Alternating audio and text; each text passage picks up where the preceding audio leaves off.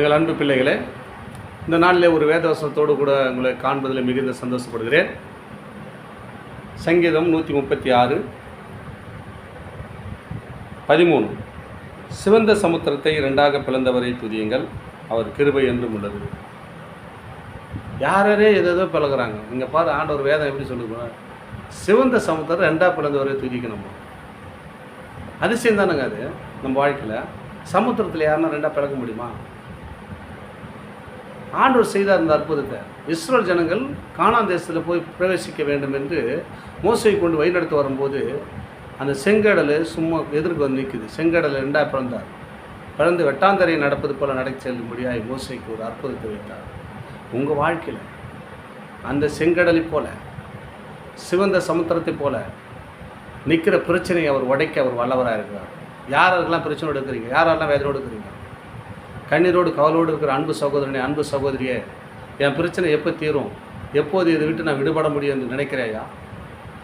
இயேசுவை கூப்பிடுங்க, இயேசுவை கூப்பிடுங்க, இயேசுவை நோக்கி கூப்பிடுங்க. அதுதான் அங்கே சொல்கிறாரு. சிவந்த சமுத்திரத்தை ரெண்டாக பிளத்தவரை துதியுங்கள், அவர் கிருபை என்று கொடு. அவர் தாங்க செய்ய முடியாது அந்த அதிசயங்களை.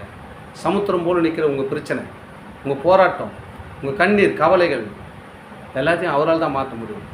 என்னை நோக்கி கூப்பிடு, நான் உன்னை விடுவிப்பேன்றார். யாரெல்லாம் இந்த நேரத்தில் கூட போகிறீங்க? இயேசுவே என்று கூப்பிடு. எல்லாரும் தேவிகளை தேடி போவாங்க. நீங்கள் கூப்பிட்டா அவர் தேடி இன்னும் வருவார், உன்னை தேடி வருவார் இயேசு. எப்படியாப்பட்ட அற்புதமான கடவுளை பாருங்கள். இஸ்ரவேல் ஜனங்கள் கூக்குரலிட்டார்கள். அந்த கூக்குரலை கேட்டு இஸ்ரவேல் ஜனங்களை வழி நடத்துறதுக்காக தான் எடுத்து வரும்போது, பார்வோன் சேனை தேடி வரும்போது அங்கே செங்கல் ரெண்டாக நிற்கிது. குறுக்க நடந்து போக முடியல, கத்துறாங்க, கூக்குரல் இருக்கிறாங்க. அதே கூக்குரல் நம்ம வாழ்க்கையில் இருக்குமே. நான் கூப்பிடுங்க. இஸ்ரவேல் ஜனம் கூப்பிட்ட சத்தத்தை கேட்டு உடனடியே செங்கல் ரெண்டாக பிளந்து வெட்டாந்தரையில் நடப்பது போல் நடத்தி சென்றார்.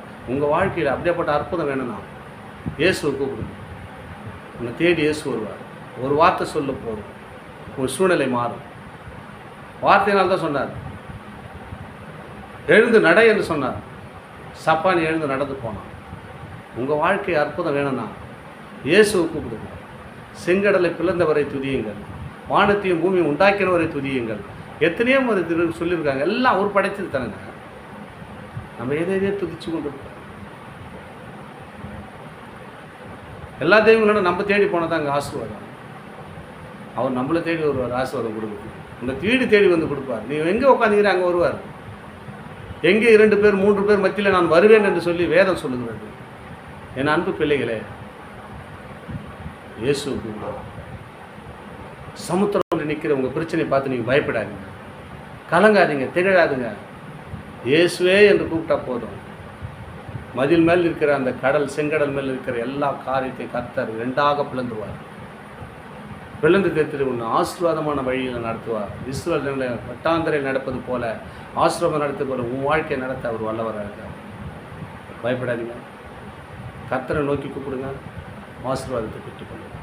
ஆமென். God plus.